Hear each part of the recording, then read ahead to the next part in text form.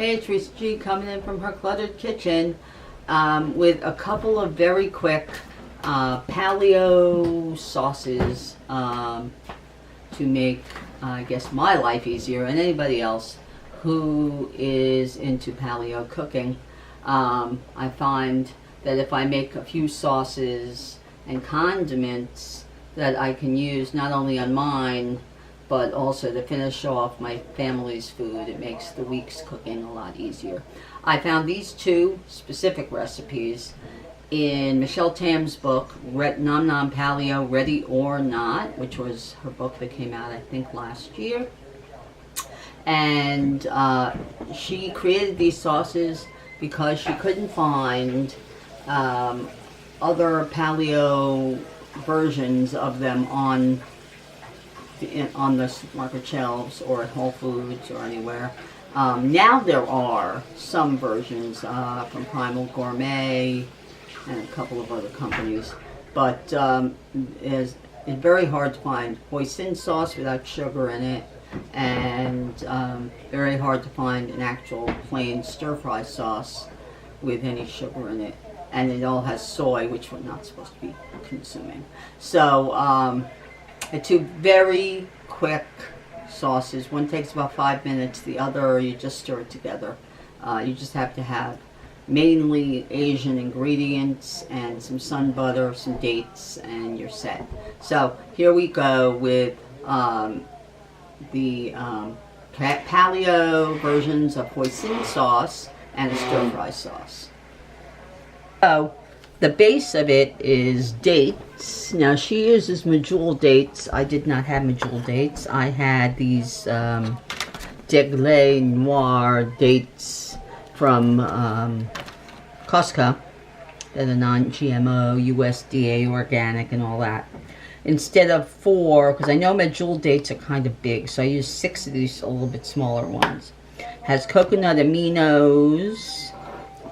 It has 5 spice powder, rice vinegar, sun butter, okay, not peanut butter, not tahini, sun butter, which is made from sunflowers, and it's easily found in any supermarket across the country in with the peanut butter. Okay, I found it at ShopRite very easily. For this one, I got Sun Butter brand, but there are some other brands too. Then there's sesame oil. I used the toasted, which I'm sure it has to be, is the toasted sesame oil, because plain sesame oil was very bland. This has a very strong flavor. You only need a tiny bit. And what you do is you chop up the dates, okay, until they become sort of paste-like or sticky. They're sticky as it is, so I didn't really mince them up too much. Just chop them up.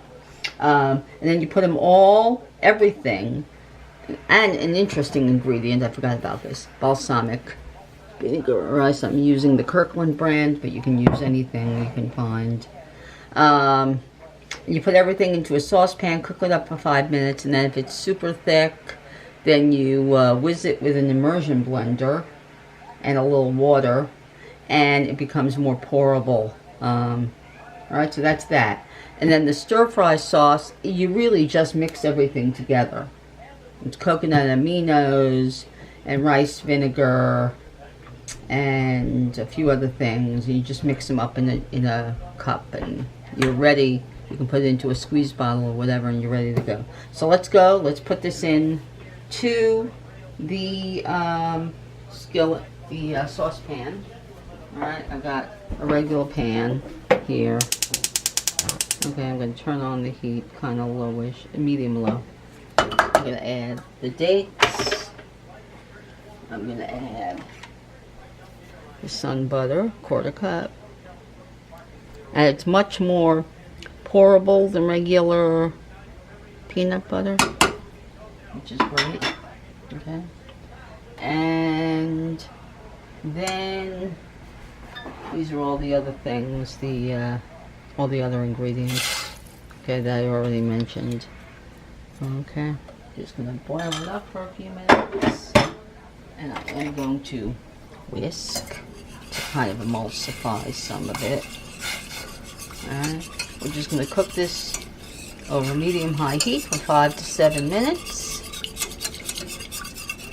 And it will become thick and glorious. And if it doesn't, then I'll immersion blender it. And I'm sure it'll thicken when it's cool, too. That's usually what happens with these kind of things.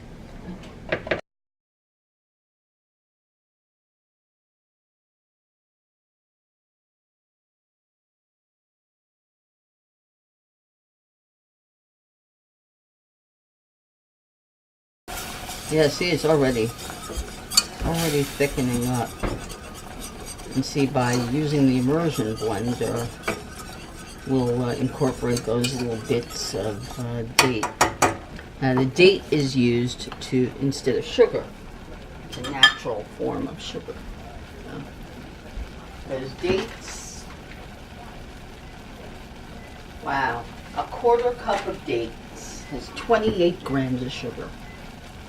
A lot of sugar. But really, this is, remember, if I'm using a 1/4 cup, right, I'm using 28 grams. That's really supposed to last you a little while. It's only using a little bit at a time, you know, in sauces. So although it's high in sugar, it's high in natural sugar. I can already see it's going to be way thick. I'm going to have to thin it down. A little bit of water. I'm going to have to thin it down with a little bit of water.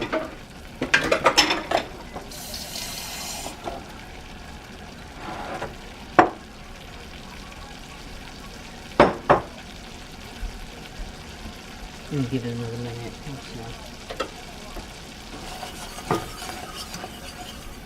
I think I'm going to add the water now. Just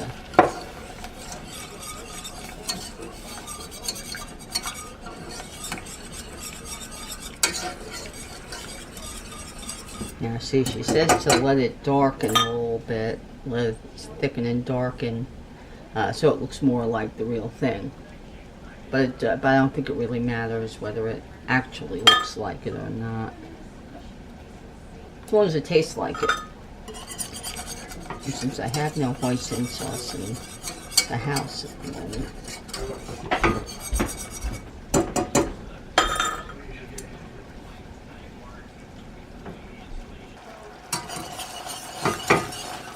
Okay. I think that's good enough. I'm going to take it off the heat a little bit.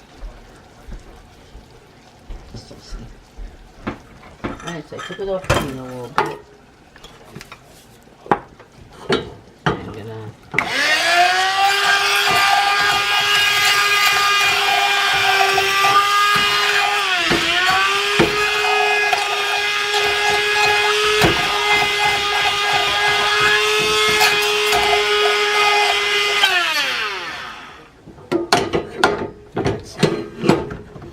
chunks.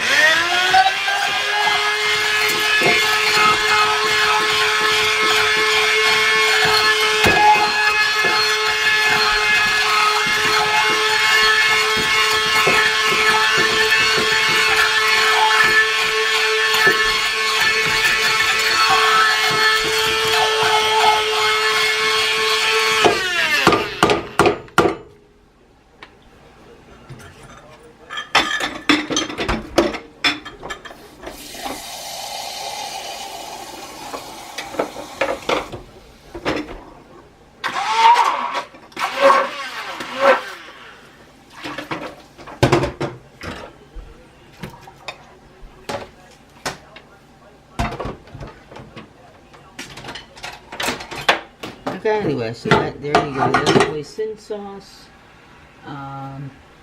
Let's just taste it.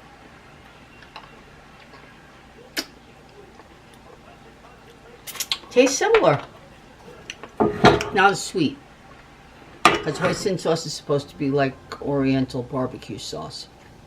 So it's supposed to be sweet and kind of sticky. And I don't think it's as sticky. But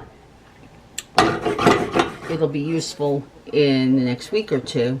They say, Michelle says that it lasts about a week in the refrigerator. It probably will last closer to 2.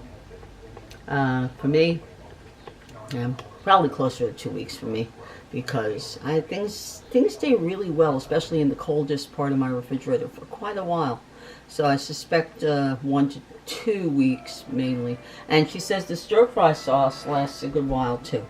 Okay, now the stir-fry sauce is just everything that's in there. See it? Okay. Everything that's in there.